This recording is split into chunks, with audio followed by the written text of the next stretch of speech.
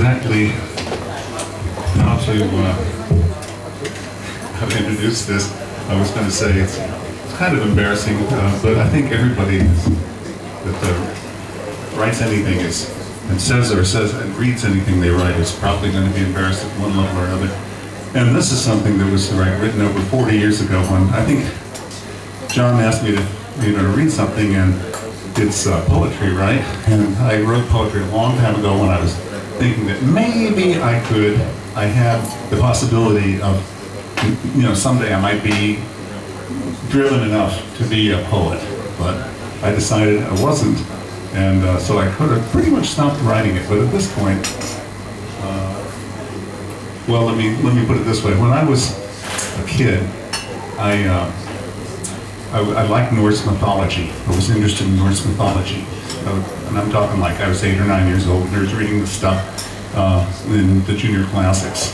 And Thor, I've never lost a chug-a-lug contest, by the way, and don't take that as a challenge because I haven't done one for a long time. But Thor has a chug-a-lug contest. He goes into this palace of this mountain king, and he's challenged to empty the glass. He can't empty the glass. He tries 3 times. He can't empty it, and he just can't believe it. But later he finds out that the glass was bottomless. It was connected to the oceans, and by doing that, he actually started the tide. The tides of the earth happened from Thor in this chug-a-lug contest. And that's always been somewhat encouraging to me, because I've tried so hard, so many times, and so when he asked me to do this, John asked me to do this, so I looking around for stuff I had, and I thought, well, I don't want to bring this out, this is too embarrassing, but then I looked at it and I thought, if this reaches, this actually might be entertaining. Okay, now you be the judge, but if it can reach out across 40 years or more and still be entertaining, it's like a poem of youthful angst. It's actually I used to perform this with the band. We had a kind of a rock band in early 1970s, and they actually put up with me enough to let me do this. So it's called The Philosopher's Stoned. Come round again. And parts of it are sung. I read the newspapers cause I think that I should know how the people think the sky will cave in. The only trouble is the writing ain't good, but still you get an understanding of how the face of man or woman don't change, though the masks they're using make them appear at close range more or less amusing. They have always been quite strange. Now some do all right with the load that they choose, and most have got to be hidden. The philosopher's task, I believe, is to ask, how is it the writer is ridden? For it takes small brain to notice the strain sustained by an 8-hour drudge that makes his living supporting the masters that cover the earth with their sludge. To make a life, add domestic strife to a shitload of work you don't dig, multiply with the plastic you eat every night that gives you the face of a pig. Yoke yourself with a nervous knot every day and wash at least twice with a soap that causes your zits to split and may start brain lesions in mice. Thus cleansed, attack the headache you sport with a gimlet and cease to fret. You may now attain the higher plane afforded by a cigarette. Draw deep and think of spring, where love is the only fire burns in the grass. Sing Salem and Halem, derail 'em, it's spring. Think not of the pain in your ass, or the ash in your lung and heart, and the forests where napalm reigns. Remember, this is the Vietnam War. Okay. Existential angst in the Vietnam War. American discipline, buzz your brain. Is this a life? My reverence for tradition would have it so. But the Beatles made some kind of sense when they spoke of nowhere to go. I'm home from the war. I've left the Peace Corps, no longer disciple of paternal change, enacted by babes and buddies with jeans and ties. My whys are more persistent. The Christian woman seems more dry. I found the facts amid the flack thrown by the canonin of my outraged father figs. To break from the pack would turn me black, or bestial, freakishly hairy and big, like a bucking and fucking from id crazy horse with no master to give me oats. I'd see my friends were jiving and bored. My religion would look like a flabby old whore, and so it did, and so I thought, and became almost as distraught as the hard hat redneck when sirens will scream, and the sirens that house the American dream spurt their seed at the cities tall, as the cities of my mind did fall. Now, Descartes had an answer, and he thought it might help. That cause you think you is what you am.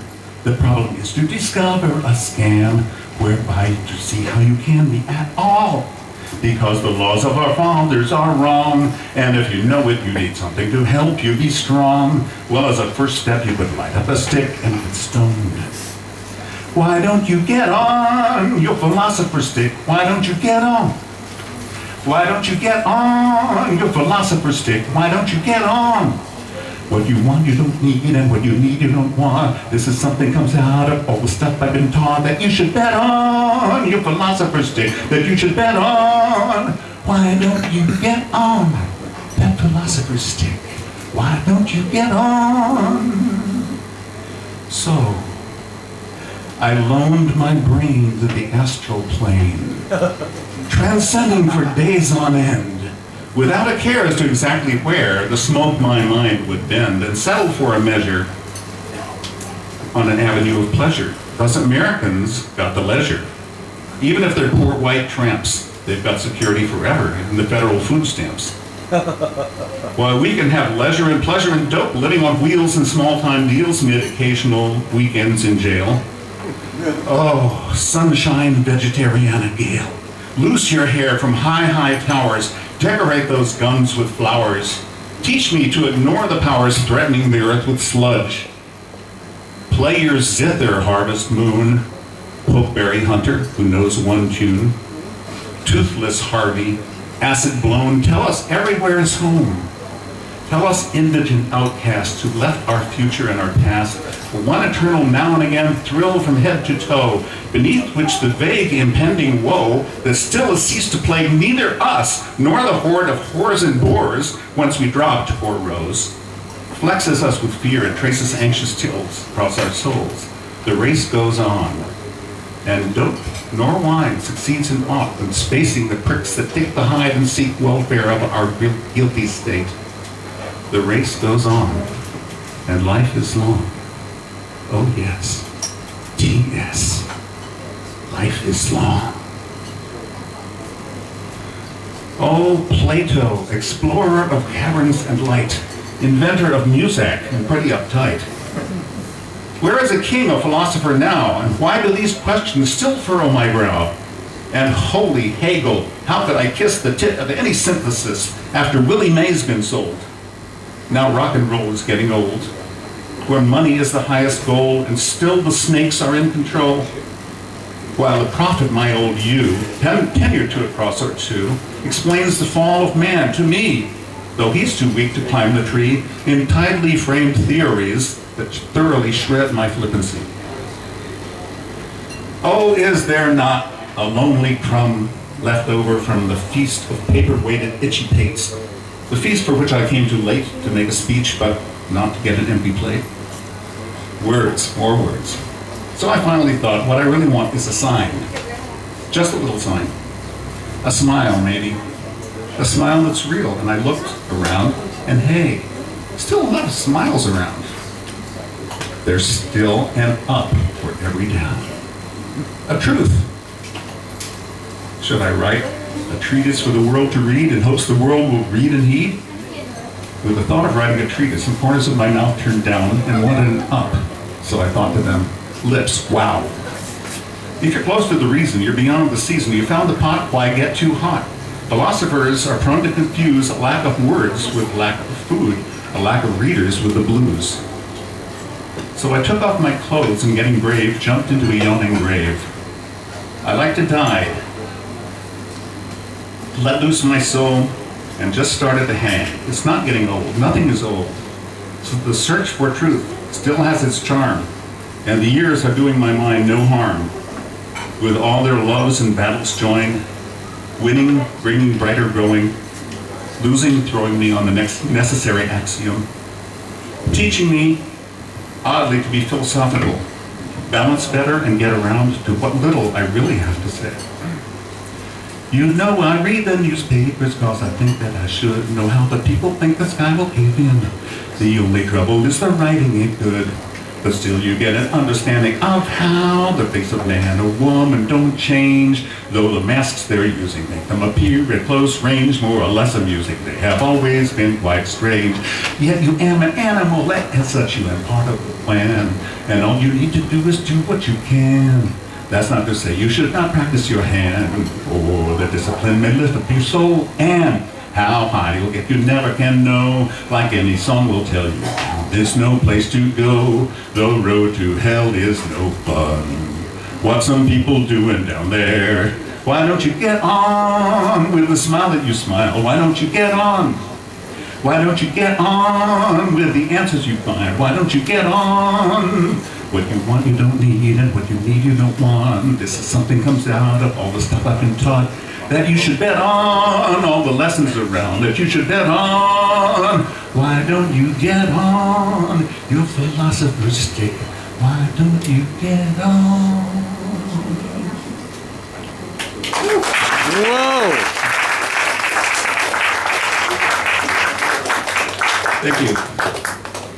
Well, anyway, that's what I thought back then.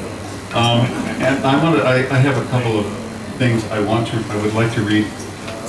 They're just the poems of poets. My two favorite poets. They both happen to be American poets. One is Wallace Stevens and the other is Richard Wilbur. And this one they're both a couple of my favorite poems. They always make me a little emotional. I don't know why. Probably won't do that to you, but they do it to me. It's really something. So these poems say to me, they really speak kind of a major truth. This one is called, by Wallace Stevens, The Idea of Order at Key West. She sang beyond the genius of the sea. The water never formed to mind or voice, like a body, holy body, fluttering its empty sleeves. And yet its mimic motion made constant cry, caused constantly a cry that was not ours, although we understood, inhuman, of the veritable ocean. The sea was not a mask, no more was she.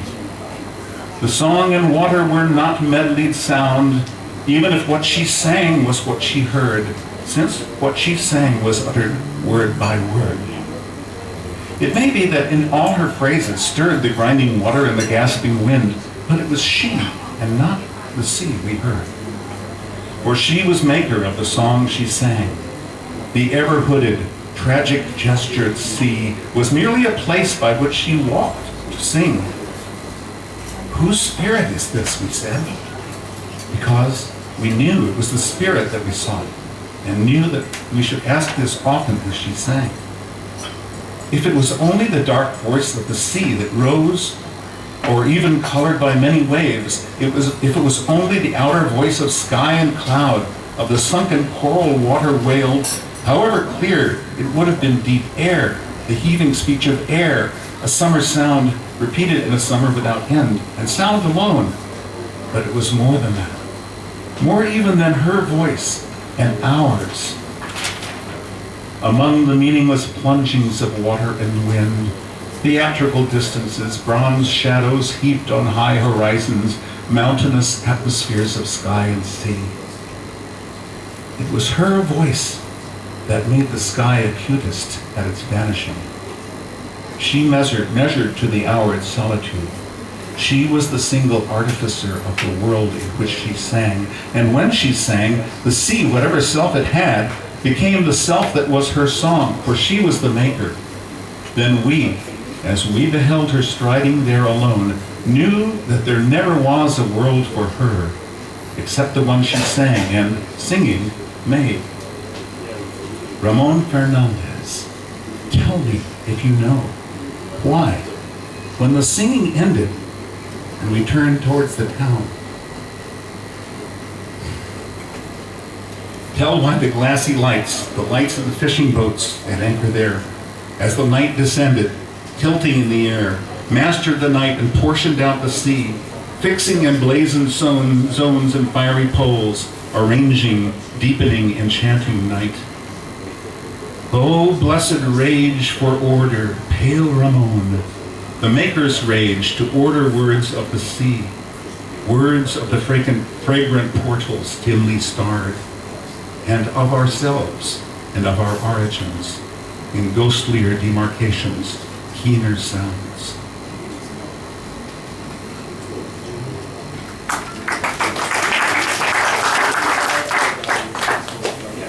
And this next one is called Clearness, and I think it's very clear. You can't miss it at all. Clearness by Richard Wilbur. There is a poignancy in all things clear, in the stare of the deer, in the ring of a hammer in the morning. Seeing a bucket of perfectly lucid water, we fall to imagining prodigious honesties. And feel so when the snow, for all its softness, tumbles in adult forms, turning and turning in perfect faces, littering on our sight the airs and types of timeless dynasties. In pine woods once, that huge precision of leaves amazed my eyes and closed them down a dream. I lost to mind the usual southern river, mud, mist, the plushy sound of the oar. And pondering north through lifted veils of gulls, through sharpening calls and blue clearings of steam, I came and anchored by a fabulous town, immaculate, high, and never found before. This was the town of my mind's exacted vision, where truths fell from the bells like a jackpot of dimes, and the people's voices carrying over the water sang as clear and sweet as birds. But this was duly of the mind's worst vanity, nor could I tell the burden of those clear chimes. And the fog fell, and the stainless voices faded. I had not understood their lovely words.